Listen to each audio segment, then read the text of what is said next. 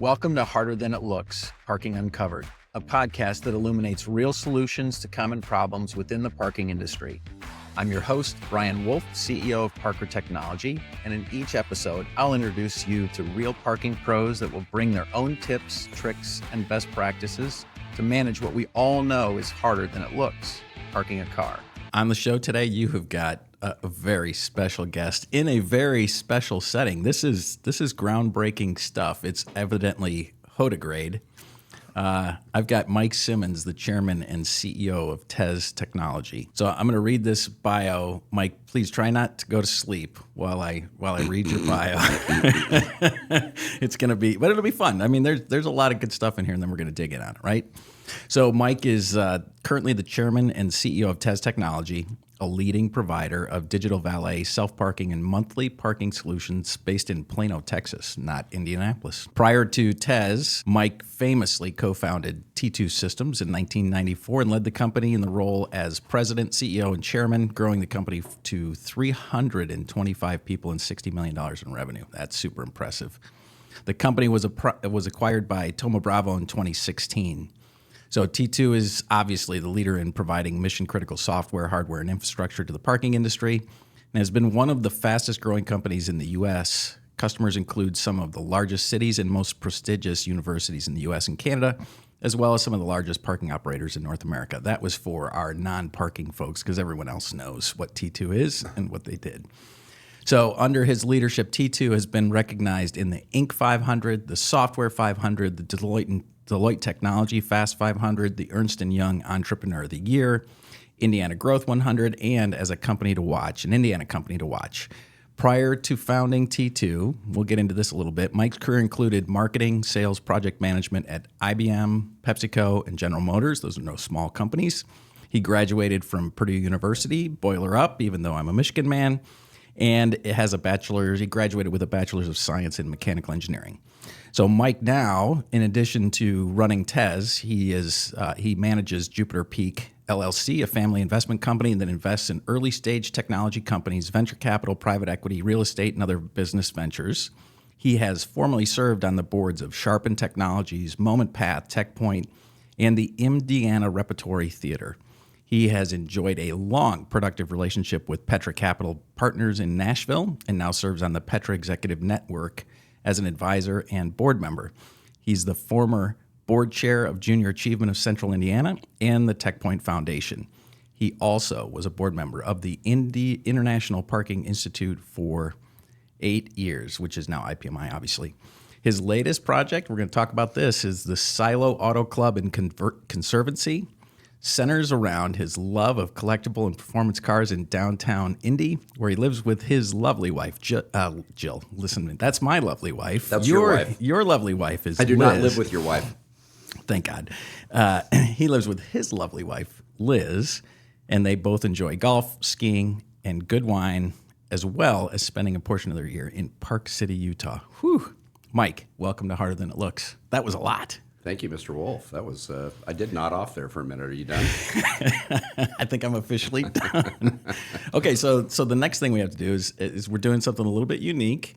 We're going to toast to getting together in person. And this is, what is this, toasted coconut rum? Toasted coconut rum with orange juice. Nice. It's the best we could do. I left the tequila on the kitchen counter. Sorry. It's okay. Another time. It's just a ruse for me to get downtown to your place to enjoy your tequila. Yes. All right. So what we do here at Harder Than It Looks is the first thing I want to do is I want to hand you the mic. I want you to go back as far as you want to go, and I want you to take us through the steps. Now, we heard sort of your bio and sort of the steps you've gotten through, so I want you to go into a little bit of depth around how you got from place to place. Most interested is how you went from PepsiCo, GM, and IBM and got into parking. So the mic is yours. Give us a little history, things that we wouldn't know otherwise about Mike Simmons. Okay. I'll try to keep this part under an hour. Yeah, it's all right. It's your show. We can go as long as you want. I don't have time limits. Some people try and go to 35 minutes or 40 minutes. Forget that. I'm going to let it roll as long as it takes for us to get it all out there. I'll see if I can make all your audience fall asleep as well. Okay, well. So, yeah, I grew up as Central Indiana farm kid, grew up Stylesville, Indiana, which is about 25 miles west of Indianapolis. Cascade High School, a little consolidated high school out that way. Grew up, we didn't have a lot of money. I mean, we did have property, like it was really kind of more my grandfather was the one who'd consolidated that. But I grew up farming, putting up hay, cutting hogs. I worked at Wilson's Market in Stylesville. I mean, it was really a great way to grow up, honestly. Yeah. I learned a lot, learned about the value of hard work. I learned that I didn't really want to farm because it was just too darned hard and long hours and livestock and all that was super hard. So, but what I did like growing up was I liked working on stuff. So I was the kid that always wanted to take the tractor apart and figure out, why the tractor didn't work or, why the wheel was falling off or whatever the thing was. So, and that was really what took me down the engineering path. I just had a lot of interest in that, mechanical things. My dad and I, my love of cars actually started about the same time because my dad and I, worked on a couple of cars, restored 3 or 4, 69 Camaro, a 67 Firebird, a 62 Impala. Nice. And so, did a lot of that work together. My dad was into it as well. And so body work and everything? we didn't do much body. We'd do a little body work. We didn't do any paint. Okay. So it was more mechanical. We did a lot of the interior work. Okay. But paint was where we kind of stopped. Yeah. Dad didn't have a lot of faith in himself to do paint. That makes perfect sense. So we found a couple of good paint guys who helped us with that. So all that was great. I mean, that's kind of what created my love of cars in the early days. Yeah. And then I went off to Purdue, got my mechanical engineering degree up there. And then some of my experience, like my GM experience, was really where I co-opted when I was in school. Yeah. So I co-opted at Allison Transmission in Indy for 5 years, whatever it was, and great experience. I mean, I made ridiculous money as a co-op student, and it was really kind of crazy. And again, my folks they weren't flush with cash, so I really put myself through school, paid my own way, and that's why the co-op was important. But minimum wage was whatever minimum wage was, $2.75 an hour, whatever it was. Yeah. I made $11 an hour as a co-op student. I bought a new car on the Class A, GM plan. I mean, it was just great. super good, right? And I just learned a lot about just working, and that ended up being. And I had an internship at PepsiCo kind of right after that. Yeah. But those were the things on my resume. I mean, when you say I graduated, with my bachelor's in engineering from Purdue, like I want to always squeak in at the bottom of that. Barely. Like I was not being interviewed or hired for my GPA. That was not. I was on academic probation for a little bit. And it was hard. I mean, it was just. I wasn't the smartest kid there was, right? Yeah. And so I ground it out and I made it through. But it was really more my work experience that became more attractive when I got out on the other end. Yeah. Okay. So then coming out of school, did you go straight to IBM? I did. It was my IBM. I really didn't know what I wanted to do. Yeah. I had an offer from GM. I just didn't think that was really the path I wanted to go down. It had been great.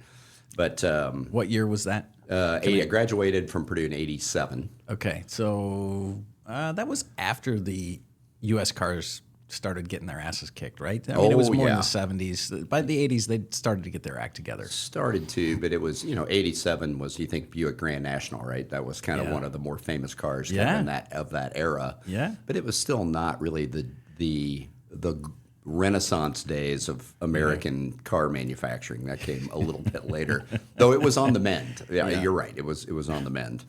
And so I had like 50 different interviews in school. I just didn't know what I wanted to do. And at my very last interview, in fact, they weren't even supposed to be on campus to interview, and it was in the school paper that they were coming, was IBM. And I ended up interviewing with a guy by the name of Steve Kosler, who's just a lovely, just awesome dude. I just saw him yesterday. He's just a great man. Yeah. And not only was it my last interview, it was his last interview of the day at Purdue. And so he and I just struck up this kind of incredible rapport, like probably I'd never had in an interview before. And at the end of it, at the interview, it's 5 o'clock or whatever it is, and he looks at me and he says, "Okay, I've never done this before, but the job's yours if you want it." Wow. And I kind of freaked out, I'm kind of like, do I need to tell you right now? Do I have to say yes or no? And he said, no. Take the weekend, think about it and all that. And That's awesome. And so I ended up at IBM. Just had a great run with them. Great experience on just learning. Again, kind of building off my GM experience, and then IBM's very much about integrity and ethics and the way that you sell and. No facial hair, and when you think about it, different time, right? Yeah, it was a different thing. Blue suit, white shirt every day. I wore a striped shirt one day, and I was called into the office to say, white shirts are good. It sounds like the Yankees as we start the World Series tonight. Yes, exactly. But it was a great experience. So that really took me into technology, and I never really went back to classical engineering. I stayed in tech pretty much the rest of the way. And was it sales at IBM? Is that what you did? It was primarily sales. I was selling old AS400 was kind of the near and dear to my heart. Box du jour of today, right? Yeah. And I just made.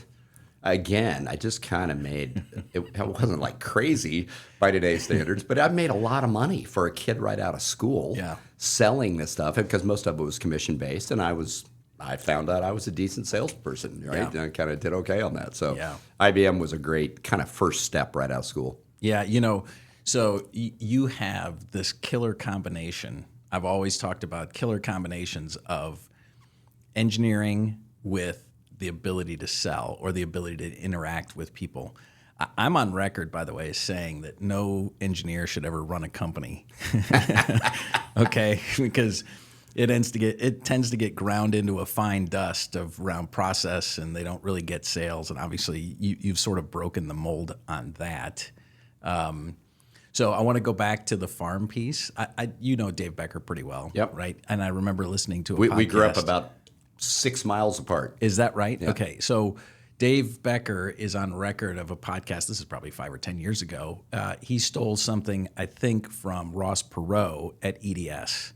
They have a question. They have a question at the bottom of their applications, and it's probably too old for this now. But they had a question at the bottom of their applications: did you ever work on I think it's a dairy farm, but a farm?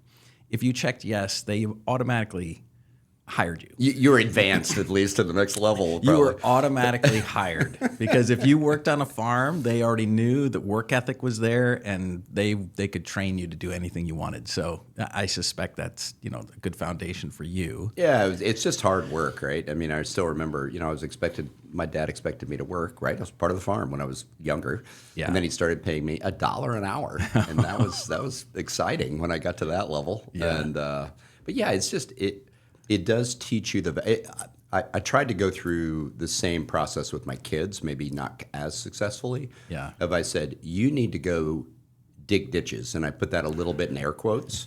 I don't care if it's actually digging ditches or if it's working at McDonald's or if I don't care. Right. But you need to go do something that's hard and it takes hours and you put a lot of time in. And for a lot of those jobs, I mean, it's kind of tough to make a go of it. Yeah. And so my kids did some of that kind of stuff, but there is value in that. I mean, farming was kind of the ultimate in that. It really was. Okay, so IBM for some period of time had some success. How did you stumble into parking? So I worked at IBM for about 4 years all in, and met my future wife. This could be a podcast on that whole thing right around the side. But met my future wife, who was working for Southwest Airlines at the time, and I had decided I was going to leave IBM, and we had only been dating about 6 months. Well, she got the call. She was in Indy. She was the station manager for Southwest Airlines in Indy. I remember she had a pretty big job. Yeah, she opened the Indy service, right, for Southwest in whatever time this was, 90. Thanks, Liz. 1990. Thank you, Liz. She's killer, man. My wife's awesome. She crushes it. And she is determined for sure. Yes. And they called her and said, within that space in Southwest, a lot of the station managers they were a little older, they were married, they had kids. Well, they wanted to go somewhere, San Antonio or Sacramento or wherever it was, and live there, right? And raise their kids and all that. They didn't love all the hopping around. Well, Liz was single at the time, and she was kind of an opener, was what they wanted her to do, which was to move every couple of years. Yep. And so she'd only been in Indy for about 2 years, and then they wanted her to go to Sacramento. And it was a big decision. I mean, we had not been dating that long. And longer story, but ultimately decided, okay, that's an adventure. Yeah. I left IBM, sold my house, packed up and went to California. We were married, we were like, I don't know how this is going to go. Wow, leap of faith. Yeah, it was absolutely that. And but it was exciting, right? I had never lived anywhere but Indiana, really, my whole life. Yeah. And so California, and this is, again, 1990-ish, it was it was fun to think about going off and doing something else like that. So went out there, had some IBM buddies who were out, all through California. I knew a lot of people inside of IBM, and I said, look, I'm leaving the mothership. However, I'd really like to go to work for a smaller entrepreneurial business partner. And that's when IBM, and I think it's probably still true today, but a lot of business partners who do a lot of different things. Yep.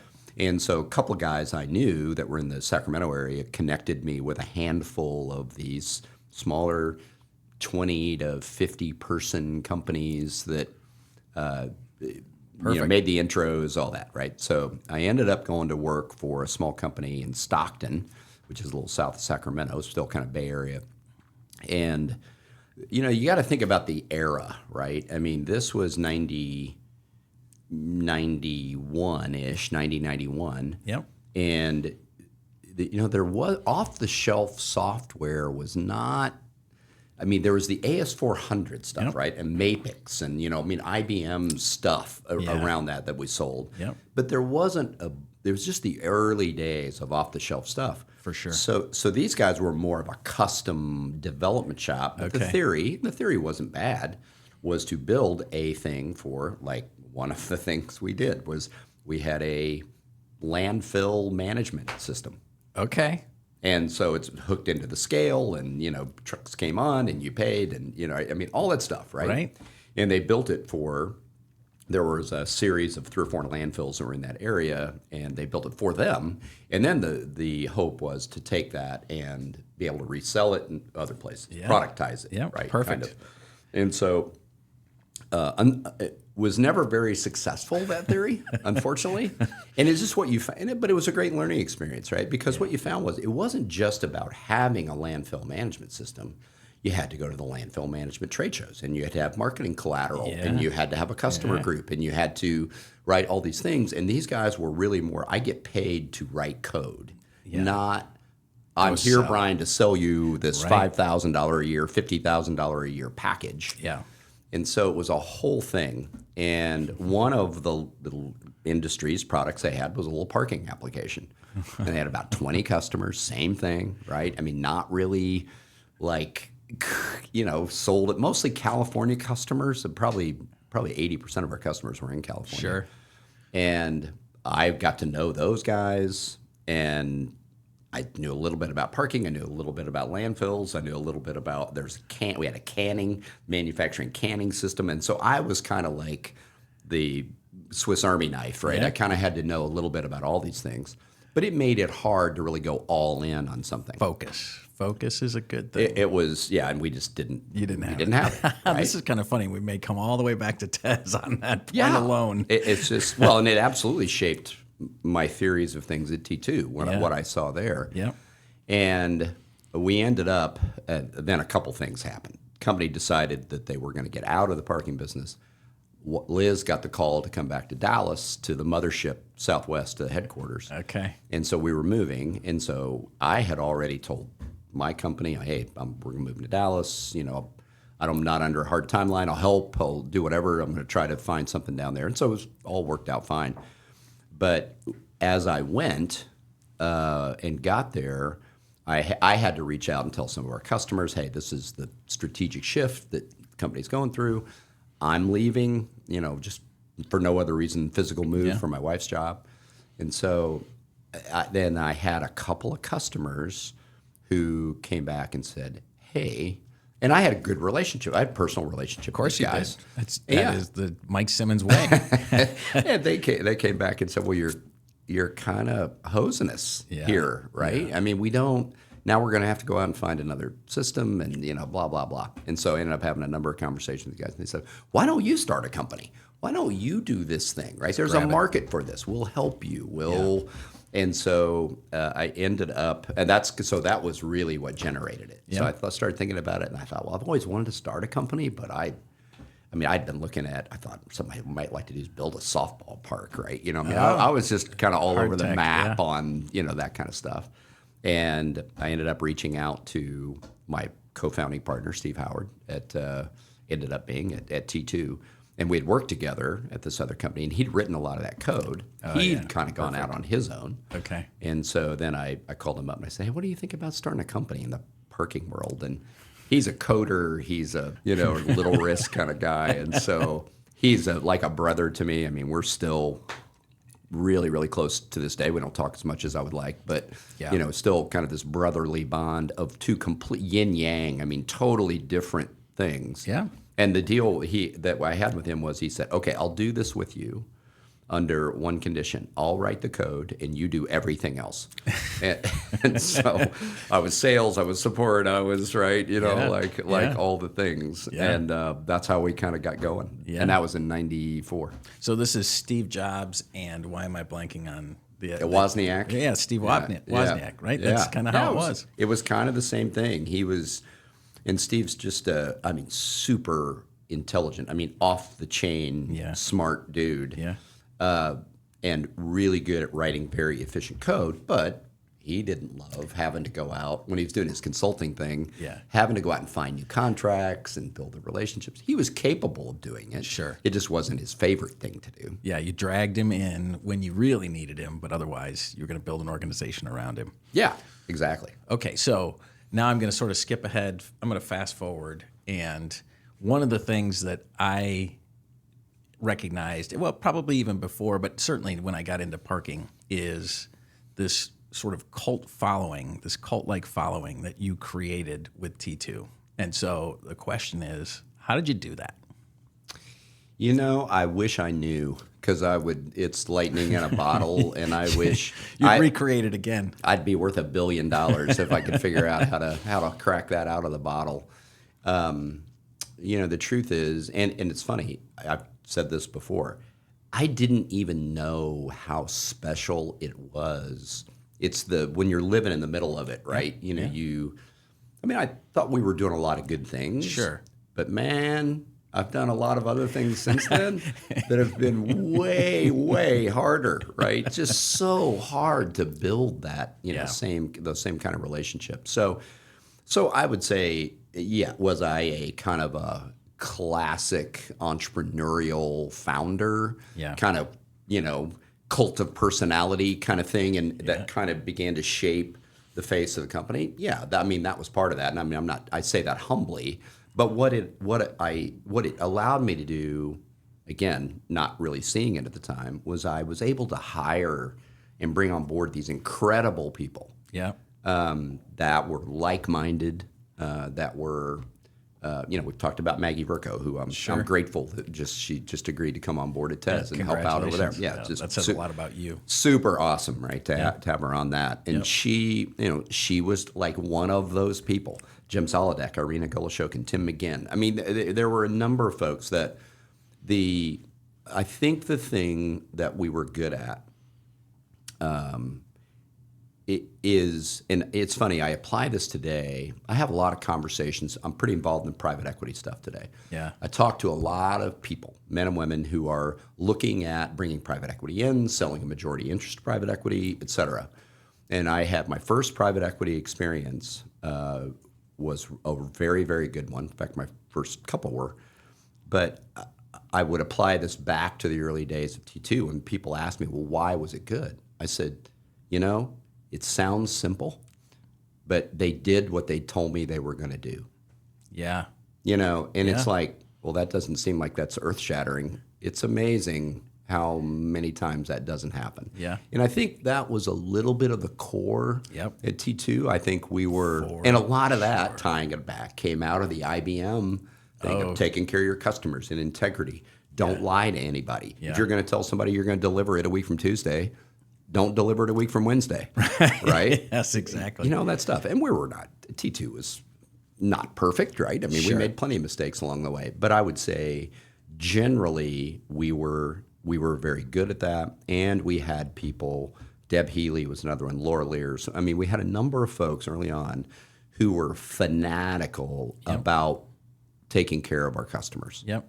And I was supportive of that. And so it was a little bit, I think, of both. I think we did a good job on the product side. We kind of filled a hole that was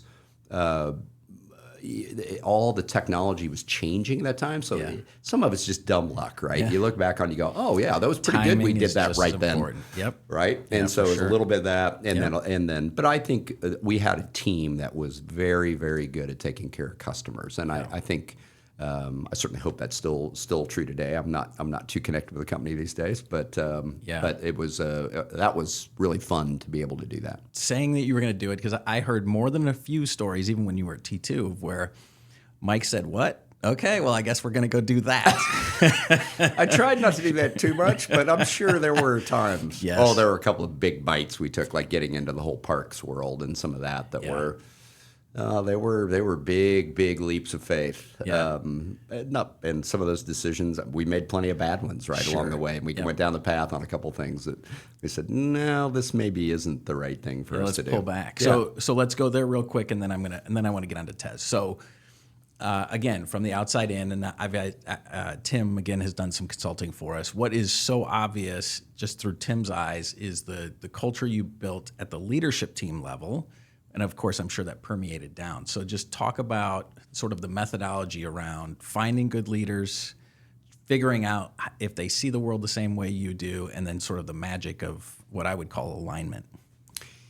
Yeah, it was. I have been fortunate that I have generally been a pretty good judge of people and character. Yeah. With a couple of major catastrophic exceptions. We'll save those stories. But mostly really good. And one of the things, I had an advisory committee. And so now we're this is a little bit of like for aspiring entrepreneurs, the way I think about things. Yeah. I was, the first 5 years, we didn't really, it was Steve and I, we ended up having another partner for a while that exited. He wasn't there that long. But, it was just us. Well, you've got a little bit of an echo chamber thing, right, that happens on that, even though Steve and I were very different, in our points of view.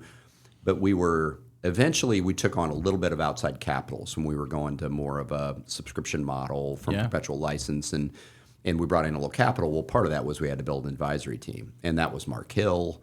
And that was Dick Lieger, and that was Mike Wilson, and we had, and these local, for those that are local, would know those names. Good group, smart guys, and just super helpful, just in providing outside perspective. I didn't always agree with it, right? But it was really good. But back to your question around kind of attracting the talent, I was all about overhiring early.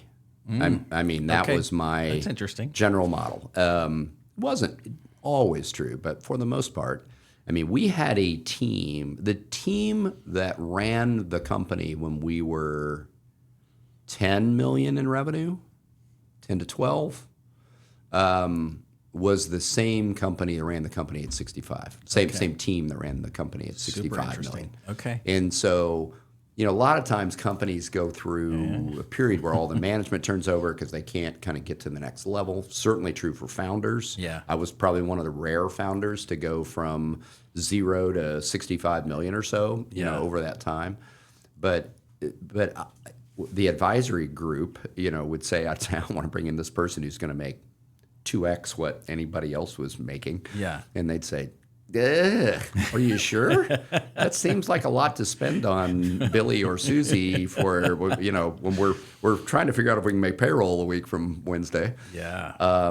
But I would say that was finding the people that aligned with the way I thought about things. I was very much a go climb the hill guy. Yeah. And I was very lucky to surround myself with people who shared that, but were also much better than me at the nits and gnats, nuts and bolts. How do we transfer the vision that Mike wants to go here to the practicality of this is what we have? Yeah. And how do we do that? Tim was very much that way. Oh yeah. Irina ran a lot of that stuff for us. Yeah. Was very, she had a fascinating background, and she was very, very good at she'd challenge me. Yeah. Like, we can't do all three of those things. I say, yes, we can. She'd say, no, we can't, and we're not. We can do two of them. Yeah. So we got to pick that, right? And we had a lot of those conversations. Yep. Jim Zaladek, who was our CFO, still working. And like Maggie, I convinced him to come on board at Tez, right? I dragged him back into the parking world. That's good. But those were the people that I attracted were people who believed in the vision, might have had a difficult time getting to a vision on their own. Yeah. Maybe not. Yeah. But we're very good at the translational steps of what do we do every day to get there. Yeah. That's good. That's great. Well, Tim again is a nits and nats guy for sure. Oh yeah. And he is a climb the mountain kind of guy. So I'm sure he was right behind you. All right. So now fast forward to Tez. How'd you get dragged into Tez, and what's different there? So, or what's the same there? I mean, in some ways, you're back to the future. Yeah, it is kind of that. Not at all what I thought the way all this was going to go when I signed up. But I guess I have to throw a shout out to John Van Horn on this. Okay. All right. Good. John in his retirement. Hopefully, John will hear this. We'll make it a point. Yes, I am sitting on an airplane, reading. I'm retired. I'm out. You're out. Right. I'm flying back and forth. Indy to our place in Park City, and I'm on a plane, and I'm reading an issue of Parking Today magazine. I still stayed subscribed. It was fun to see where people were going, right? Definitely. All that stuff. Yep. But I didn't really have any connection to the industry then anymore. And I'm on the plane, and I'm reading a guy, people, business travelers. When someone slaps you on the shoulder, you're kind of like, dude, you're in my space. Yeah. I mean, I'm just got my headphones on. I'm just doing my own thing. Yeah. And I said, not to touch anybody. Yeah. It's like, you need to go to the bathroom? What's going on? So he says, Parking Today magazine. He said, is that really a thing? And I said, yeah, shockingly it is. It's we got into the story. Turns out he's a partner at a private equity firm, and they were, unbeknownst to me at the time, he didn't share it, but they were looking at Tez. Yeah. And so he was kind of making the connection, and so I just shared my story. And he said, well, would you ever want to do any board work, advisory work, that kind of thing? And I said, sure, if it's the right thing, I would think about that. And so we kind of stayed in touch for a year maybe. Yeah. And finally, they got the call and said, hey, we ended up acquiring this company called Tez, and we'd love to have you come in, serve on the board, serve as executive chairman, and help out that way. And it was, honestly, for me, it was perfect. When I walked in the door at Tez, it was 2 days a month-ish, maybe 3. Yeah. Something like that. And it was a few calls, and it was a trip to Dallas. And man, I loved it. Back in the room, we're working on strategy, we're working on budgets. I can go home and play golf. Walk away, kind of like grandchildren, right? You can walk away. Totally. Leave the execution. It was absolutely. It kept me mentally engaged and got me back in the industry, going to the shows, seeing people I'd known for a long time. All that was great. Yep. And so that was really good for about a year and a half. And then we took a couple of twists and turns. Ken Lovegreen, who was the founder, ended up stepping out of the CEO role, and they asked me to come in and serve as CEO. We went back and forth on that a number of times. I ultimately agreed. And there's so much of what I do today in just be the CEO job that I adore. Yeah. But you have a tendency to think back about all the romantic, lovely things that happened. I can only imagine. And then you forget about all the really bad crap and the sleepless nights and all that stuff. Yeah. And so I'm right back in that same mode today. Yeah, it's like there's so many things that are so awesome and lovely, and leading a team, and we're back in the space and all that. And then there's sleepless nights, and you have an outage, and it just lights you on fire, and so all of that. So it has been quite the transition to come back into a day-to-day. Yeah. And so you've been CEO for 2 years? 2 years-ish, a little more, 2.5 maybe. Okay. Guys making progress? Yeah, we're making a ton of great progress. We are we have made the decision. We are investing a lot in product right now. It just without naming names, there are a number of folks in the industry that we compete with that are not in a position where they're investing much back into their products. Now, part of the reason we're investing is because our products had gotten a little long in the tooth, a little older, functional, good, but you can't not keep up. Right. And that was the thing when I came in, we started talking about was, look, we've always got to be moving forward on this. It's what I think we were pretty good at T2 on doing that. And so we are in the middle of a lot of really cool, strategic engineering and development work, product work. One we just announced. We just announced Tez Park, which is our text to park kind of daily pay product. Yeah. Tez Park is the replacement for text to park. Yeah. So we're just rolling that out right now. Announced it a month or so ago. We're rolling it out in another 3 weeks, and we're going to got some really cool stuff coming down the road for our valet product. And so we're in this great period of investment and renewal, which is awesome. Particularly when we talk to some customers who are frustrated maybe with their current vendor because they can't get what they want. They can't do modern things. No, they're just kind of stuck. And we were stuck ourselves on a couple of things. Yep.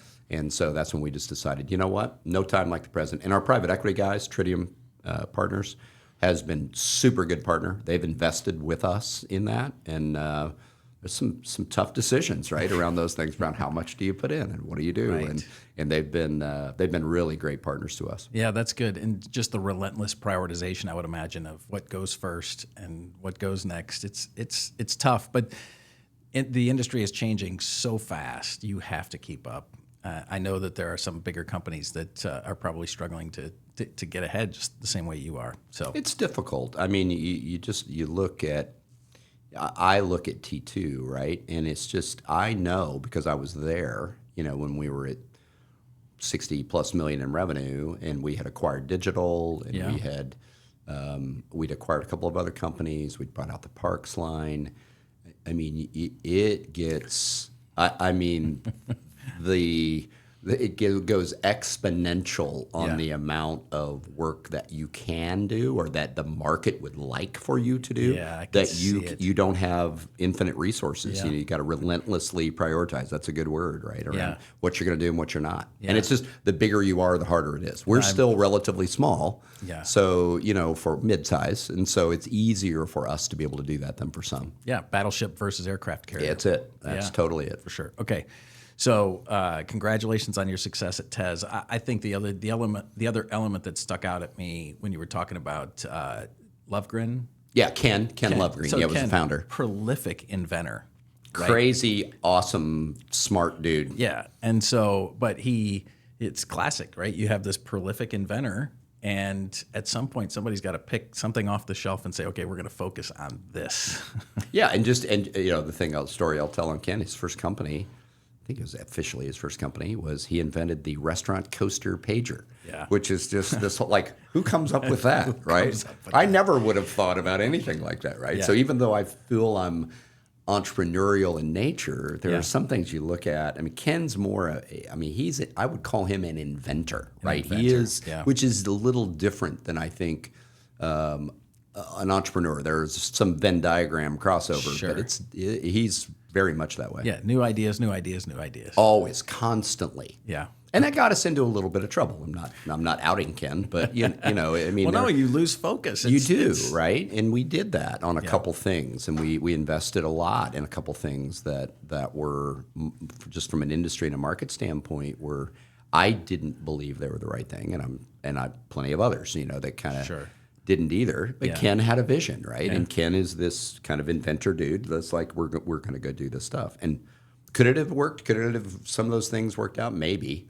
But anytime you're creating a thing that puts you in a market where you're competing with 3 or 4 very large incumbents, it's a hard space. It's different. When he came out with the first version of SMS Valet, there wasn't much like that that was out there. It was kind of Flash. I don't know when Flash came on. I think it was a little bit after. But, it was one of the first ones that was a digital valet solution. So, that's different. Then that's a whole different thing of starting up and getting people to believe in what you're doing and all that. That's different than competing with IBM or GM on XYZ product. Yeah, you don't want to generally, unless you can really pick them off at an Achilles heel moment. That's really It's the tough part. possible to do, but you have to understand what you're competing against on the other side. Yeah, and have some realism for it, for sure. Okay, so we're going to wind it down just a little bit because I want to shift gears into sort of your, I won't call it charity work, but sort of philanthropy and other work that you did. So you listed Junior Achievement, obviously Tech Point, the Indiana Repertory Theater. My question to you as a guy who's trying to find his calling or outside of parking, how did you choose those organizations to pour your time into, or did they find you? I would say it was probably a blend of those things. You know, it's funny. I grew up, I didn't go to theater. I'm a farm kid. There wasn't any. I mean, I was in the school play, right? Yeah, okay. But other than that, You were the farmer in the school play? that was me. I was good on the non-musical. You know, on the musical one, they said, Yeah, yeah, me you too. can just stay in the back. You don't have to actually make sound. Just Yeah. move your lips to the, you know, whatever it was. Whisper. So that was me.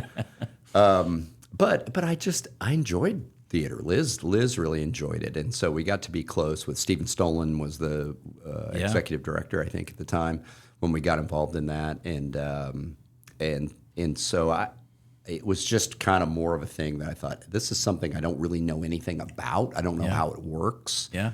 And I learned a lot from that, and we gave. I mean, some of our charitable giving, of course, Sure. went to them.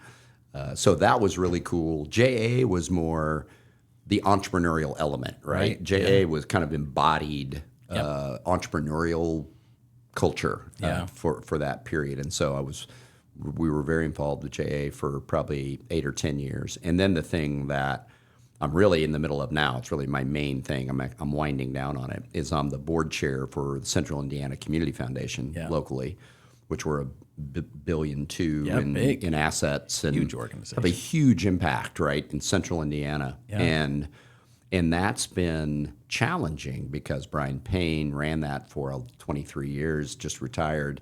And we've got new people in new roles, and everybody kind of has a vision, and we're working on a lot of stuff through that right now of kind of getting back to having alignment amongst that team. And so it's been a more active board chair role than I've typically had in the past. I've had 3 or 4 calls this week. I got a board retreat next week. I got so it's a kind of a lot of stuff. But we created a donor advised fund at CICF a number of years ago. And that's where we do a lot of our charity, a lot of our philanthropy flows out of that. And I've been on the board for 12 years and eventually kind of got into the rotation, for board chair. And I just really believe in the impact of CICF for and kind of this collaborative of nonprofits that do all this great work and have all this.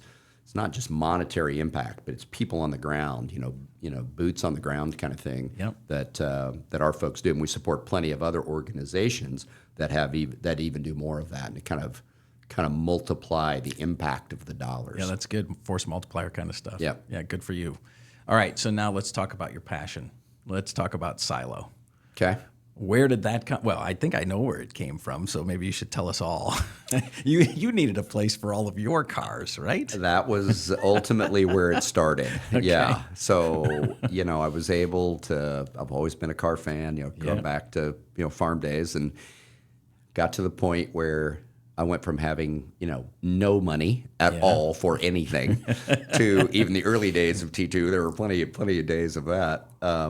And then finally, you begin to have a little money, and that was kind of the thing that I'd always wanted. There were a few cars that was really enamored by, and most of these are not expensive cars. I mean, we're not talking $1 million Ferraris. These are old BMWs, and I was kind of I've always been kind of an older BMW guy. Yeah. So I started buying a few of those. We were living in Zionsville at the time, and I had a little spot up there that I could store a few. Well, then, as our kids moved, we moved downtown, and I thought, let's go try the downtown life. And I was looking for a building, and I found a building that was much bigger than and more expensive than what I had originally planned to buy. The old Harrison College Chef's Academy at 644 East Washington. And so ended up buying that building. And about 28,000 feet. I was looking for something that was more like 10 or 12. Yeah. And so I buy this. We kind of redo the whole thing. And through this process, I mean, this was all back in a napkin, kind of business plan kind of thing. And then I did have a number of people reach out and said, man, I really have a couple cars I'd love to get out of my garage, and I'd love to get them down there. And So it became that, and then we said, okay, if we're going to do this, let's do it. We have full club facility. We got a kitchen. We got a bar. We have our liquor license, right? It's an awesome place. Well, thanks. Yeah, it's really been a lot of fun. The worst thing about it all was I bought the building in 2017. It took us about a year and a half. We were working on it. Part of the business model was around events. And we have event space. Yeah. And then COVID. Yeah. And so I ended up plowing a lot of additional money into it from an operating standpoint when all that was going on. Magically, somehow, I don't know if I know a human who didn't get some form of COVID like payment money. Yeah. We somehow fit into the one single sliver of niche we couldn't get any. So it was a lot of money out of pocket for that. But we got through that, and so now we're primarily car storage. We're a social club membership. We're a private club for car people. Yeah. And we're an event facility. So we do everything from we've done a few weddings, not weddings, not usually where the bride is being surrounded by cars. There are a few, but most of them not so much. But a lot of corporate events, holiday parties, anything like that we'll host down there. So it's now to the point where it's kind of breaking even-y kind of. Well, I think I've shared with you before. I have a 1969 Camaro that is being restored as we speak, and so I aspire for my '69 Camaro to land in your space if you have room. It's probably still a year away, but it's going to be a it will be a. I told the guy that's restoring it, I want a brand new 54-year-old car when I get it back. So that's the trend. I've bought a number of very original cars, and I have my tastes over the last 10, 12, 15 years. I'm evolving much more in that direction. I'm building a 911 that will be it's an 81, but it's pretty much exactly what you described, which is it will have the analog driving experience, but more power and better brakes, and it's not gonna wheels aren't gonna fall off of it, when I'm driving down the road. The brakes will work. Yes, but I like your vision for the Camaro. Well, knock on wood. No, I'm gonna go down there this afternoon and get my spray can out and put Brian Wolff that's Camaro. Fabulous. Okay, let's go. I'll save just your spot. Okay, thank you for that. All right, so let's go. Let's move to the lightning round. I call it the lightning round just because I ask the same 6 questions of everyone. So I have to imagine Mike Simmons has a phrase, like a phrase that you're known for. Someone in the office down the line from you utters a phrase, and they're like, that's a Simmons phrase. Tell me about it. The one that comes to mind is the first, I don't know if it was the first, but certainly the most prominent business book I ever read, or whatever you want to call it, self-help book, was The 7 Habits of Highly Effective People. Oh, yeah. Classic. I've read it a dozen times. Yep. We've gone through it at Tez, at T2. So, but I've had a number of people that will say, seek first to understand, then to be understood. They'll say, that sounds like Simmons. And so that's probably the one that I co-opted as much as anything out of that book. Yeah, I love seek first, understand. I talk a lot about the PPC balance. Mm-hmm. Absolutely. If you kill the golden goose, there are no more golden eggs. Yep. So I tell Baker this, I tell Gould this, you are no good to me dead. Yes, exactly. So you got to take care of yourself. So that's good. All right. So then the next question is, what is the hardest thing you've ever done in life? We'll get to parking in a second, but what's the hardest thing you've ever done in life? Professionally, if I limit it to you can go either way. You can go both ways if you want. Yeah, professionally, it was the company that I was a big investor in here in town that I ended up being the chair of and CEO of for a while. That involved embezzlement and fraud and lying to the board, and not by me, but I was the one that kind of had to come in behind you were the it. recipient. And we were. It was the hardest thing I've ever done. I literally worked. I had to calculate like how many hours there are in a week. Yeah. And I was like, if I got 6 hours sleep for about 6 months, when I was not sleeping, I was working. I was talking to people. Had to raise money. Had to fix stuff. Was trying to save people's investment in the business. Was really going through that. It was, heart palpitations, couldn't sleep. It was, I've had some personal things. Marriage isn't always easy. Liz and I have had our ups and downs along the way. There's times that have been super stressful on that front. But Professionally, it would definitely be that. I just did not know if I was going to make it through that whole thing. Wow. Yeah. Okay, that's hard. All right. So then, what's the hardest thing? And you can go back to the T2 days if you want. The hardest thing in your parking job? In the parking job, I think in the early days of T2, I just didn't know what I didn't know. Yeah. I'm just a naive farm kid. Yeah. Who's never started a company, doesn't know anything about anything. Yeah. Other than I've got this big dream and we're going to go climb that hill, right? Yeah, we're gonna make $1 million. Yeah, exactly. And I had very modest goals. Steve and I talked about it, right? If we could have a little company, 10, 15, 20 people, kind of help some people out, have some control of our schedule, right? And all that, which, ended up being completely different than that. Yeah. But it was probably just around I made so many mistakes, in the early days. But, fortunately I had people around me. We were able to kind of work through those things and recovery, around that. Yep. But it was just it was the not knowing in the early days. Yeah, that's awesome. Yeah, when you make all these mistakes, but you build lots of grace. And so I'm sure your customers still loved you. All right, so then if you could wave your magic wand and fix anything in parking today, what would it be? To say fix, I'd jump in my time machine and go erase the pandemic. I mean, I would do that. Okay. That would be jump in my DeLorean and I'd go back. go back about 5 years. Yeah, it's just been hard, right? Not that certainly it's impacted us and impacted Tez very much in the middle of it all, right? Just dropped to was terrible. Zero. It was most of that was right before I got there, so we were kind of coming out of it, at that time. Yeah. But, still, there's all various estimates, right? Whether downtown parking is at 70% of what it was, maybe. For sure. Continuing to trend up. But, it's just difficult in that market there's still a lot of people working from home. It's changing. It's changing. But it's gonna be another 5 years, I bet, before it gets back. I bet it's another 5 years before we get back to 90% of what it was before. I think you're right. I think, it reminds me of the 2008 when they talked about, there's 10 years of housing inventory. It's going to take 10 years to absorb all that inventory. And then we fast forward 10 years and now we're coming to a little bit different spot with interest rates. But, there was a period of time 3 or 4 years ago where there was no inventory. Right. And it seemed like we blinked and here we were, right? Yeah, it was. It moved very, very quickly, right, when it got there. Yep. So I think you're right. It'll take some time. I think it's coming back. I just think being together is too important. Yes, virtual is good, but being together is important. So yeah, it's a lot of, and it's just a lot of pace of change in tech right now is very fast. The tools are. 10 years ago to do what we do would have taken someone a year or two or more and a pretty good investment to do that.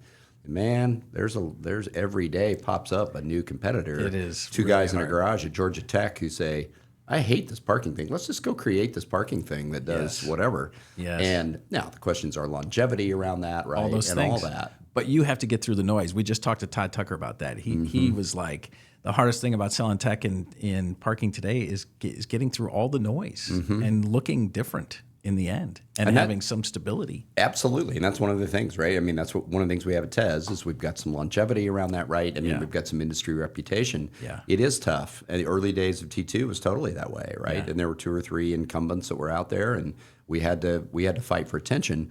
But it was way easier 30 years ago, I would say, than it is today. Yeah, no question. Yep, it's a lot easier. Okay, so the next question is, when you're not parking cars or we're not doing the Tez thing, what do you do for fun? Like to ski. Okay. Snow ski. We still snow ski a decent amount. Like to play golf. I'm a wine guy. Listen, I travel some. Yeah. Travel isn't like number one on our list, I would say. Yeah. Where the travel kind of intersects with other things is really love doing these 1,000-mile road rallies. Yeah, I remember you were doing one in Arizona Yeah. in the spring, maybe. Yeah, the Copper State's always like April-ish, Yeah. and we typically do that. And it's usually, and they're all a little different, but these are vintage rallies, right? So the Copper State, it's cars. The newest car can be is in 1970. Oh, wow. So this is older stuff. There's 34 Bentley blowers. I mean, they come on these things. I mean, it's just crazy. Yeah. All these cool cars and literally $20 million Ferrari California Spiders up against a nice, cute little MGA from 58, and so all this variety. But it's this great combination of being able to take these older cars, exercise them in the way they're intended, which is a lot different than driving it on the pothole-filled city streets of downtown Indy. Yep. And going out and doing that, and then you stay at a nice hotel, and you roll in at 4 o'clock, and you have a cigar and a cocktail, and then there's dinner, and then you get up the next day and you drive another 250 miles. Yeah, it's just really a lot of fun. And Liz has been a great partner in that. Yeah, she's starting to encourage me more to say maybe one of the kids wants to go with you on the next one, and I'm like, but I really want to go with you. So okay, how does one win that rally when you've got the MG against the Ferrari Spider? So how do you determine who wins? The ones we do are non-competitive. Okay, all right. So you're just driving the cars. Yep. And they're more a tour. Yeah, okay. A lot of times people call it a tour. Yep.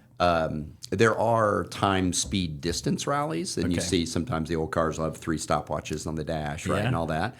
I am not. It hasn't really been my jam. Part of that would be Liz and I would have been divorced 20 years ago, probably, if we'd have gone down that path. Because you hear the stories all the time of the husbands and wives who do this, and it's pretty hard. It's pretty hard to keep a relationship together on that. Wait, you missed the turn. Why didn't you tell me? Right, all that stuff. So ours are very non-competitive. Okay. It's just really enjoying the weather, the camaraderie. Yeah.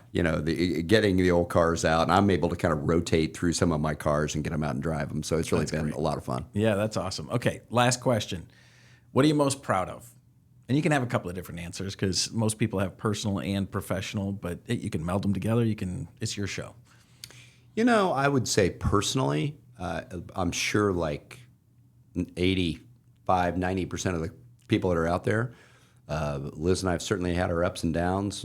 I've starting a company, being on the road, having kids at home, all that stuff. There were some times that were pretty rough, and so I'm proud of the fact that we were been able to work through that. I can't imagine how our relationship could be any better than it is right now. It's just so good. That's great. We support each other in what we do.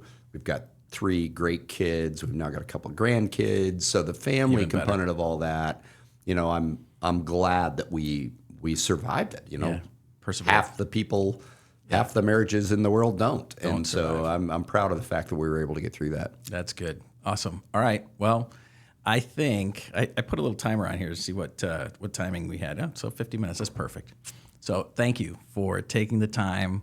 Thank you for allowing me to have a drink while we're taping the podcast. Taping. There I go again. This taping? The well, podcast. sorry, no tequila. My bad. Another time. So thank you for all that you've done for parking. I aspire to emulate you in every way, and maybe someday I can have a cult following like Mike Simmons did. Well, it's been great, Brian. You and I go back a long way together, way before parking, or at least before you were in parking. That's right. I might have been in parking, but this has really been a lot of fun. It's just fun to kind of go down memory lane a little bit, and you certainly have done a great job at Parker as well. I appreciate that. Been fun to partner with you guys on a few things there too. Yeah, let's keep going. All right, so that's a wrap for segment 1. In just a second, we'll be back for segment 2, where we'll talk with someone else who's got a job that's harder than it looks. Bye for now. Welcome back to segment 2. With us today is our very own James Paden, Parker Technology's Chief Product Officer. James joined Parker officially a month or so ago. Has it been a month? 6 weeks? It's been about 2. Okay, 2 months. Oh my gosh, time flies when you're having fun. But he's been doing some consulting for us for about 4 months or so. And since he really didn't give me much to go on from a background, I'm going to have to just tell you what I think. So I thought I would give you my version of James' background, right? So he's a Midwest guy who's always been fascinated with technology and always trying to extend his boundaries of technology and finding ways to take those extensions of the boundaries of technology and marry them with quality so that the boundary doesn't necessarily put us in a place where we're on the lunatic fringe, but we can leverage the boundary of technology and get better faster. So he's done that with startups. He's done that with or inside Fortune 500 companies like Oracle. So he's got some chops. We brought him to Parker to accentuate and accelerate our journey to transform traditional parking operations through AI-enhanced customer service solutions. I like how he put it best. He's going to help us scale empathy and to proactively solve problems before they arise. So, James, welcome to Harder Than It Looks. Thank you. How did I do? That was great. You're writing all my bios. You know what? I'm happy to write all of your bios.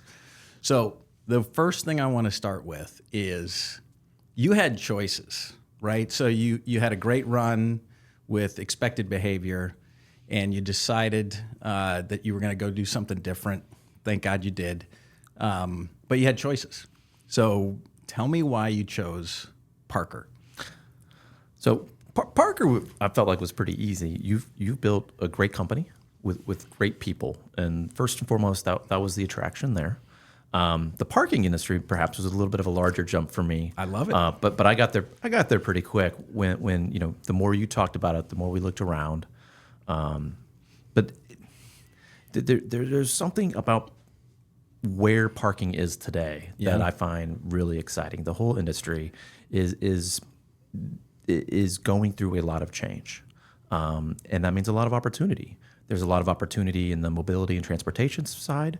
There's a lot of opportunity in the companies currently in the space. There's just a lot happening. You've got, I feel like, a whole wave of technology that is evolving, and we're going to be part of that.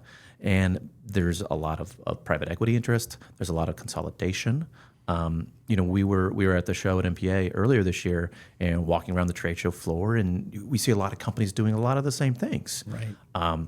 Which is going to be interesting to see how that evolves. Very different than some of the industries I've been in the past. So it felt like, both inside Parker and inside parking, there was just a lot going on and a lot of opportunities, of places to play, to have fun, to work hard, and to make some big change. Yeah, I couldn't agree more. So what it makes me feel like is when we started Blue Lock in 2006, there were a lot of people trying to figure out what virtualization was going to do for them. And so we sort of jumped in whole hog.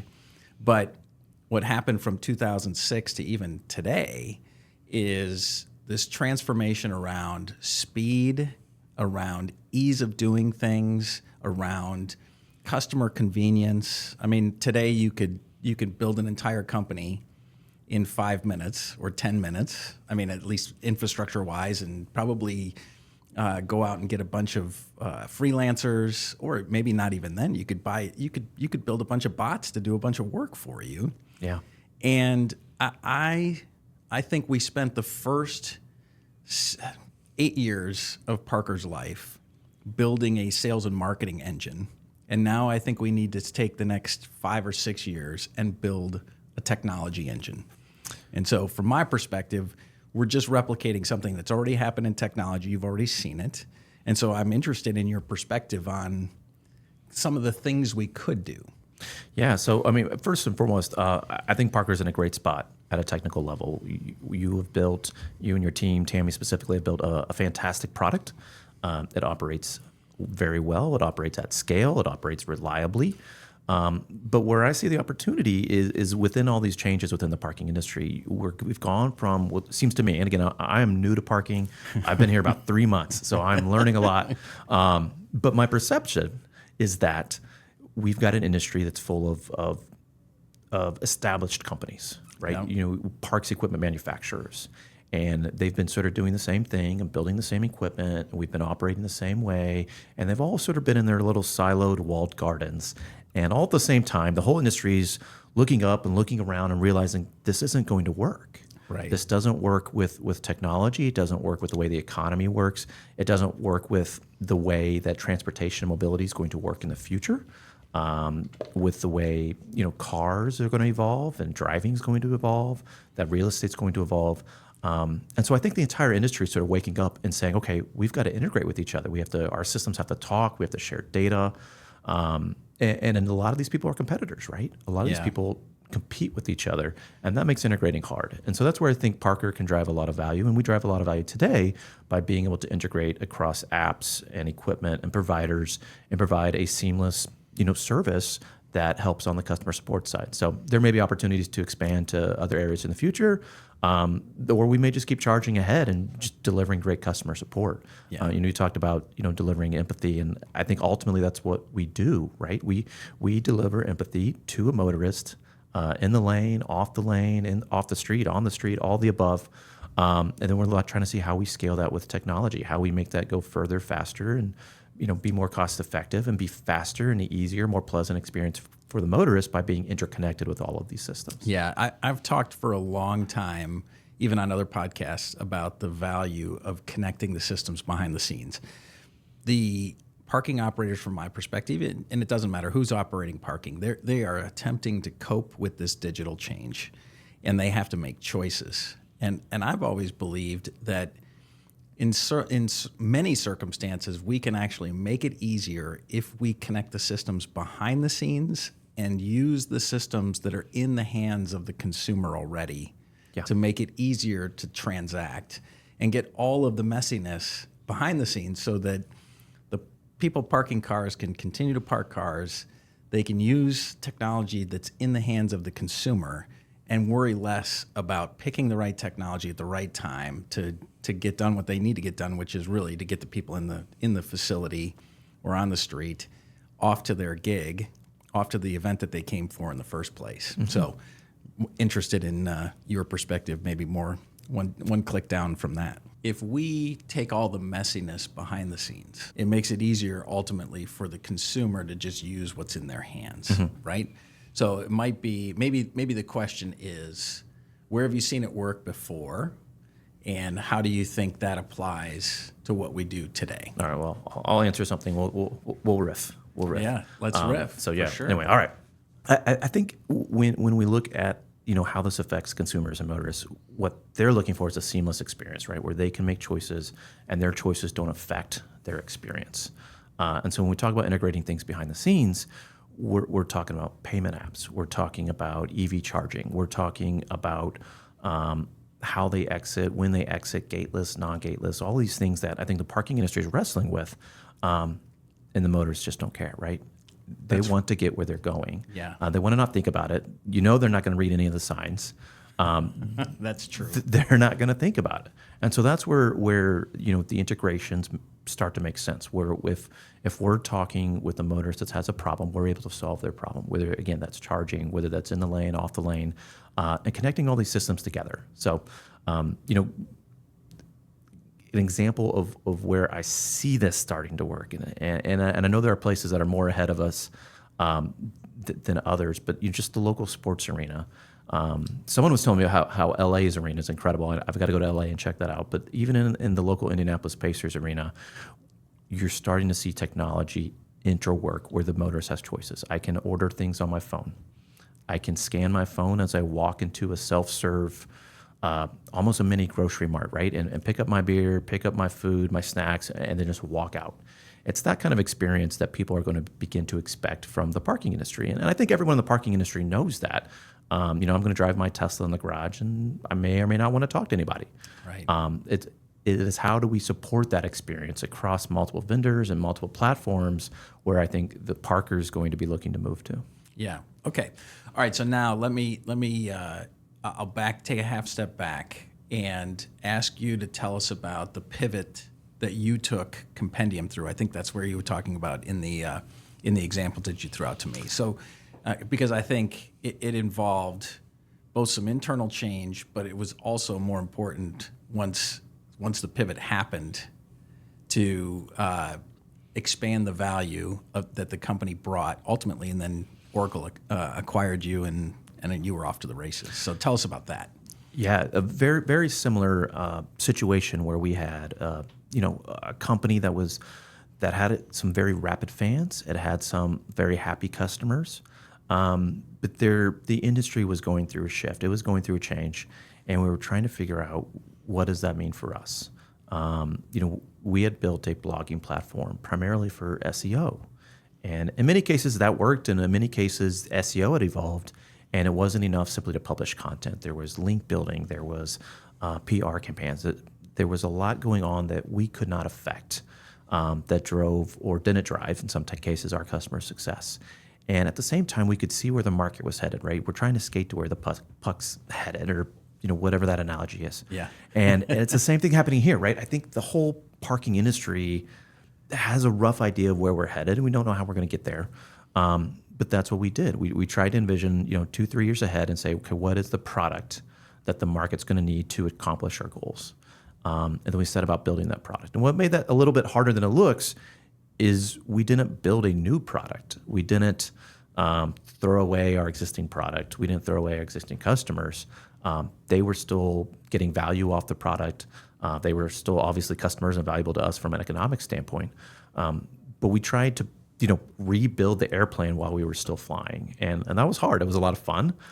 It was a huge team effort from both the leadership side, to the input from the sales team, to the account management, customer support teams, a constant feedback loop of how's it going today, how are we pivoting, a lot of hand-holding with customers along the way to assist them with the transition of, okay, we're going to the next level, and we want to take you with us, right? We want to take you from where you are today to where we think you need to be. Now, you don't have to come. We're happy to keep just helping you write blog posts. Yeah. But if you want to transform your entire marketing system into a content marketing system, we're going to help you do that along the way. So, like I said, it was just rebuilding that airplane while we were flying. You talk a lot about startups are building the airplane. This case, we were taking I think a Cessna, then trying to make it into a 747, and you take off an engine, and then all of a sudden this plane dips this way, and there was a lot of that kind of stuff happening while rebuilding. So I don't think Parker's as dramatic of an effort We're a much more established company, with a lot of things, a lot of wind in our sails. But I think there's some similarities in how the industry is evolving and how we can evolve with it and become a larger player and drive value to our customers. So whatever they need as they look forward to the industry, that's where we're looking to help them. Yeah. Okay. All right. So that's good. So a couple of things that I think are really important. So the first is we're not going to leave people behind. We've made our mark on delivering an awesome customer experience, which has the effect of transforming operations. Yeah. So we're not stopping that. Nope. We're going to continue to do that. So everything that we build from this point forward will be to scale empathy. I love that. And make it easier, faster for the customer to get what they need, when they need it, when there's a problem. Yeah. And then potentially, if we can be successful at tying things in behind the scenes, then we can be proactive about things as well. So tell me a little bit about what you see our ability to be proactive about. So I think that's where a lot of this technology comes into play. And I'm going to paint pictures in the sky here. This may be products we never build. This may be products someone else builds and does a better job of. But if you look at I guess let's start with the way things work today. Yeah. Someone calls your facility, and if you don't have Parker, who gets that call? Well, who answers that problem? What is the outcome? And in most cases, they call someone who's busy, whose job isn't to answer that call and be empathetic, and they open the gates. Or there's no gates, and then you have to go chase them down for money, and they write bad reviews on Yelp. That's the whole thing. Yeah. But that's what happens, right? They open the gates. So okay, you implement Parker. Now you've got, we help you retain your revenue. That's better. But now you fast forward a few years, and it's not that simple. You've got payment apps. You've got, again, chargers. You've got gates, gateless, self-driving cars. You've got robots. There's no people. Everything is more complex, and it's not as simple as just opening the gate anymore. And so that's where I see the vision of Parker becoming grander, so we can help in those kinds of situations as the industry evolves, as it becomes more integrated, more complicated. And then from the sort of proactive side of things, that's where you can start to use a lot of the AI technology, integrating in with LPR and say, hey, we know someone just entered, they don't have a ticket. Okay, well, what are we going to do about that? Well, we can text them, or we can flag them, or send a notification to the app, right? As these systems become more integrated in a bigger ecosystem, somebody has to be in the middle to help them all talk to each other and understand when there's a problem. If all you're doing is running a payment app company, you might know there's no payment, but you don't know if they're in the garage or not, right? And so being able to connect all these systems together to understand and assist them proactively, to know when a motorist is struggling in the lane based off the video feeds we have. Okay, we don't necessarily have to wait for them to call us. We could maybe proactively reach out. Yeah. If a vendor rolls up and it's a known vendor, maybe that gate goes up automatically because we know who that person is. We know who that vendor is. Maybe it's something we've got problems where they keep breaking your rules and trying to cheat the system. Like, well, okay, well, we recognize that person. They've done this exact same thing 5 times in the last 2 weeks. These are problems that technology can help with. That are difficult to solve today without this kind of technology. So this kind of like proactive, keep all the systems talking to each other is something Parker may be able to work with. Yeah, I think about that person that's offended 5 times. That could actually be a threshold that you write into it. We're going to give them 2 instances of grace, and then the 3rd time we're going to stop it. Yeah. But the systems talking to each other gives us the ability to write the rule that says when this happens in this facility, do this. Yeah. And stop them or text them and say, hey, I recognize you. Yeah. I mean, a lot of ways, that's what video does for us in some cases, where people come to that video screen and whether they're being recorded or not, they feel like they're being recorded and they're being held accountable. They hold themselves accountable. So all we have to do, simple, not really, is build systems that allow the operators to hold their motorists accountable when they're trying to fool the system, right? We can make the system smarter. Yes, exactly. But we have to share information behind the scenes because we have to know that they either have a pass, don't have a pass. They've paid, they haven't paid. We can see their license plate. We can't see their license plate. Whatever it is, we have to make systems that are smarter, that can talk to each other behind the scenes. I couldn't agree more. Okay. So now we've built this system of the future. Which we haven't built yet. Which we're going to build, maybe. Yeah, it's not all vapor until it's not vapor. What do you think about the ability to leverage generative AI or agentic AI to sort of begin to get better at what we do and make our CSRs even more effective at the work that they're doing? Oh man, there's a lot to unpack there. Let me start with a little bit of the technical definition. We talk about generative AI, we talk about large language models.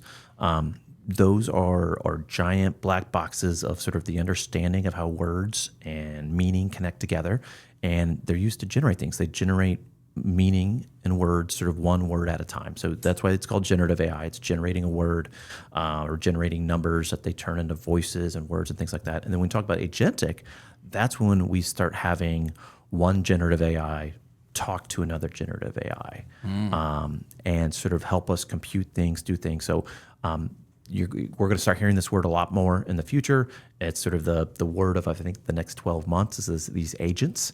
Definitely something that will probably come into play on Parker's side. But to answer your question about how that works with our CSRs and the people we work with, is it'll help them do their job better, right? There may be agents running in the background that help them press buttons, look up sessions and reservations and tickets, that help them know which buttons to press and speed up that overall experience. I mean, we already have an incredibly fast experience for motorists. Our time to resolution is amazing. But what can we do to make that better, right? How can we use these agents that are running in the background and assisting us? There's all kinds of things we can do with training to make our tone of voice even better, our ability to handle difficult situations even better, our ability to handle situations that are complex and outside of the normal zone of training. Maybe we have agents able to assist with those situations. So maybe there are times where the AI can handle, the majority of the interaction and be even faster, because then you're not waiting at all for that call to be answered. So yeah, I think I see when people see what we do and they see what's happening with AI, they immediately jump to, oh, you're going to have machines taking all the calls. And for me, I I think what we've learned, even as we look at our data, there are a million ways for our customers, for the parking customers, to tell us that they're stuck, and to think that you don't need a human in the middle somewhere it's a stretch. At least today, maybe 5 years from now, it won't be a stretch. But the where you're describing the ability for an agent to go find the rule that is specifically applicable so that it gets back to the screen faster and the actual human can resolve the issue faster or give it alternatives because it can listen. Behind the scenes, we're building some infrastructure to be able to plug different tools in, to be able to sort of improve the capability of the CSR to get to the resolution faster. You might just speak about sort of that infrastructure and what you're trying to do with it behind the scenes.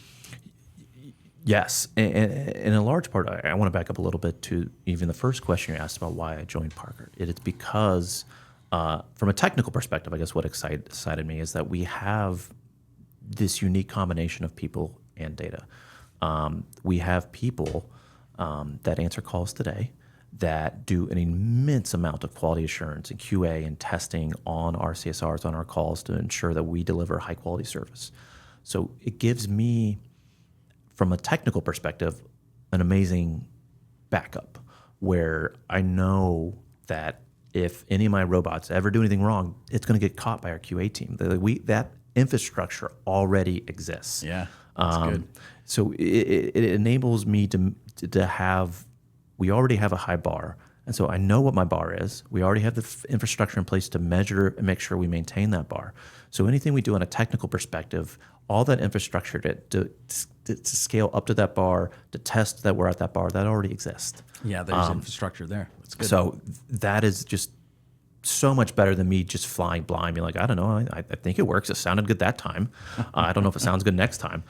We've got that testing. And then on the other side, we've got all that data, right? We've been doing this a long, long time.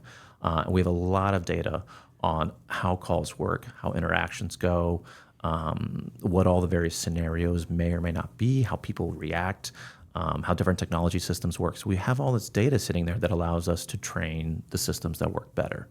And then I guess to answer your question about, kind of things that we're working on are, all these kinds of tool sets where we can have a variety of different AI bots or agents, and they've got tools available that can take actions or transfer calls over to other people, to escalate issues, to look up things. Those are the kind of things that we're working on to help assist our people, or in some cases, maybe even automate things fully. So yeah. Okay. So I think about a couple of the fringe cases. So handing it off to an agent that speaks French that can then bring French back to the screen. So we do translation today, but you have to have certain conditions to be true in order to leverage that translation.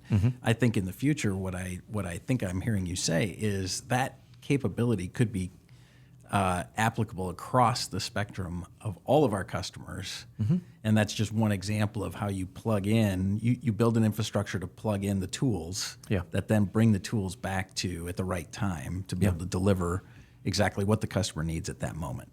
I mean, a lot of this is about our partners, right? This is about Flash and Tiva and Okra and all the other people we work with that enable us to provide these services, that enable us to give motors answers and to take actions based off them. So it's not just about being able to plug AI in, but about having the connections and the integrations we talked about earlier. So when you have an agent and it can listen for French, and we probably don't have a lot of French speakers on staff, or Portuguese or any other of these languages, right? But we have a very large international client base, and we run into, I'm sure, French speakers every day. Right. So we have translation built in today, but if we can start translating automatically and maybe auto turn that on for the CSR and speed up that interaction, if we can have better translation than we do today through modern technology, and then still have that translation be able to understand, okay, they need to understand that they did a text to pay or they used their app and that's what they're saying. And having that thing all integrated, connected, working together is what is going to make Parker successful and sort of, I think, the future of parking. When we talk about these agents and making all these systems work together when we're building it, a lot of it goes back to our partners, right? We have Flash, Amano, T2, Tiba, Scheinemann Bachmann, Okra, all these people. it's about not just being able to take actions or understanding French and speaking French, but about being able to put that whole system together so that we're able to assist the motorist in whatever language, whatever equipment's being used, whatever app's being used, tie all of these things together in, like you said, a seamless ecosystem that's running around in the background and solving motorist problems. Because at the end of the day, that's what makes our customers money and makes their customers happy. So Yeah, and I think so. What I love about that is that the AI capability is going to smooth the way behind for our CSRs to be able to cope with all of the different anomalies and the unique aspects of each of the pieces of equipment. yeah. Right? It's going to smooth all that around, because today they have to know that if it's a flash machine, you can only do certain capabilities. If it's an mono machine, you can only do certain things. If it's an old piece of equipment, you can't do certain things. I think all of that intelligence is sort of going to be built into the machine so that the CSR can just do what they do best, which is have empathy for the motorist and solve the problem. Absolutely. I think I'd push back a little bit in that the system's fairly smart today, and it's got Sure. the buttons that turn off and on, and our CSRs are very well trained. But yes, it's going to be a smoother experience. It's going to be even faster, and it's already fast. So that's where we're headed. Making a fast system faster. So something that I was going to say at the beginning that I'll sort of bring into the fold now, I'm on record as saying that parking technology companies or parking companies that are successful, that are successfully driving new technology into their offerings, is really the magic starts to happen when you bring outside perspective with technical capabilities, with deep parking expertise. And so one of the things that I was most excited to do with you is you have an outside perspective, but you also have expertise in technology. And so plugging in your technical acumen with our deep parking expertise, I think, is what makes magic happen in this industry. We've seen plenty of times where you've got technology people who come into the industry and they're like, oh, it's parking. How hard could it be? And in the end, we know it's super hard. And so when things go well, it is because the technology expertise got married with deep parking expertise. So I don't know that there's a comment there other than the fact that give me your perspective. Yeah, I would say that industry knowledge is something I was looking for as I tried to figure out, what do I want to do next with the next few years of my life? And I've been in companies where we've got ideas, right? And we're like, oh, we could solve this problem. And primarily you're looking at it from your lens, right? For us, it'd be like the motorist lens or one particular job I had. And that's not enough. So something I was looking for was this kind of deep industry knowledge. Some people who have been working here for a long time, who have been deep in it, who have parked cars before. And that's Parker. And like you said, I've got a lot of technology experience. I've done some things. But I don't know what to build unless I have that insight, unless I'm talking to people who have done it before, unless I'm interacting with customers who have feedback, who have ideas, who have questions and can push back and help me guide and build a product that they want to have. So yes, the industry knowledge, I think it's essential. Yeah, for sure. Okay, so let's go around the bend here a little bit. Tell us a little bit about yourself. What do you like to do when you're not working on helping people park cars? Oh man, I work a lot, but what I like to spend time with the family. So I've got an amazing wife. I've got an 8-year-old, 6-year-old boys. I like to watch sports, play sports, tinker around with technology. I like to cook and bake. So yeah. Oh, yeah. You have a specialty? I only have 5 things that I can make really well. Yeah. Okay. You have what's the go-to? What's the James Paden go-to? Because I'm going to make it for me someday. So be careful. So one of the things that I like to do is souffle. Oh, okay. So you get that reaction. The eyebrows go up, and you're like, oh, it's like 3 or 4 ingredients. Okay. It is so easy.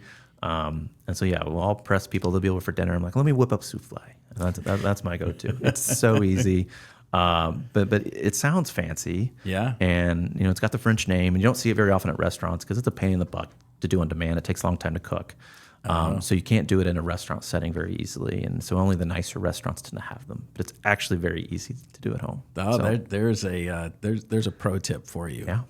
So souffle is hard. It takes time to do. Is that It takes time to cook. okay? So that's what makes it difficult in the restaurant setting is you can't have it par baked or pre-cooked or ready to go, any of that kind of stuff. It's got to go start to finish, 30 minutes in the oven or whatever. Okay, all right. One of my specialties is like that. It's crepes.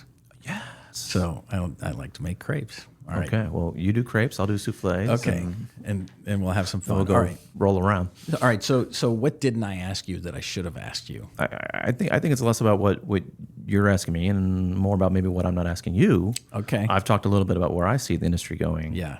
Where do you see it going? What did I miss? Well, with your parking expertise. Yeah. I think the one of the things that I firmly believe is everybody thinks it's going to change tomorrow, and it's not. Yeah. Cars are, if you have ever seen a gentleman by the name, well, you haven't, but Dale Denda is a legend. He's a researcher in parking, and he has a chart that starts in 1923 or 1913, whenever cars were introduced to roads, and it is this line and up and to the right, 3% every year of the number of cars on the road. And so we all have this angst that cars and parking are going to go away. Mm-hmm. Cars and parking are not going to go away. Yeah. The United States of America, every American loves their cars. Mm-hmm. And so I think what we need to do is we need to continue to accelerate the digital process of making parking and paying for parking and finding parking easier, so that the consumer can ultimately get where they're going faster and solve the anxiety around everybody has parking anxiety. Whether you're trying to find parking or trying to pay for parking, let's take the anxiety out of parking, all the while the cars are going to continue to come. Yeah. Parking operators aren't going away anytime soon. And so if you think about, okay, what does it take to find parking, park the car, pay for parking, and then get out? I'm back to, our ability to make these systems all talk to each other, to put the right information at the fingertips of the person who needs to know at the right time. Maybe that's pushing the information to the motorist. Maybe it's pushing the information to the operators. Maybe it's giving the operators the ability to manipulate price at the right time to maximize revenue. All of those things are possible. We just have to get in the middle, all of us, not just Parker. All of us have to get in the middle, share the information that we have freely on behalf of the customers in order to deliver a seamless experience for them. And sometimes it's with gates, it's without gates, it doesn't matter. Because there are some places where you have to have gates. I'm sorry, you have to have gates. Otherwise, you'll have people cheating, parking where they're not supposed to be, and all of those things. And so it's just getting the right technology in the right place at the right time with the right information. That's the way I see it. That makes sense to me. So let's keep doing that. Yeah, let's do that. All right. Well, that's probably a good place to leave it for now. I expect that you'll be back because you're 3 or 4 months into parking, and your grasp of the language and all of that is pretty solid after 4 months, which is really encouraging. Just imagine how much more you'll know and how much more we'll be able to accelerate the conversation in a year when you've been immersed in parking for 12 months. Well, I will, so I'll make a request to any listeners out there, help me learn, right? Like this is, we've been riffing, but we're guessing, right? These are guesses, they're educated guesses, but these are guesses based off of what we know about the market. But ultimately, we're here to serve customers. We're here to serve operators and anyone in parking. And so if they've got feedback, insights, needs, problems they want solved, that's what Parker's here to do, right? None of us have all the answers. We've got a lot of industry experience. We've got an incredible team. We've got a lot of great technology. But exactly what gets built, when, where, we're all working on that together as an industry. And so the more feedback, the better. That's great. Okay. Well, James, thank you for your time. Thank you for finding a home here at Parker. I'm super excited about your future. I'm super excited about our future. And let's just go make parking easier for the parking industry. Let's do it. Okay. That's a wrap on this episode of Harder Than It Looks, Parking Uncovered, presented by Parker Technology. Please leave us a review if you liked what you heard. Make sure you tune in next month as we continue to uncover tips, tricks, and best practices to manage what we all know is harder than it looks: parking a car. Bye for now.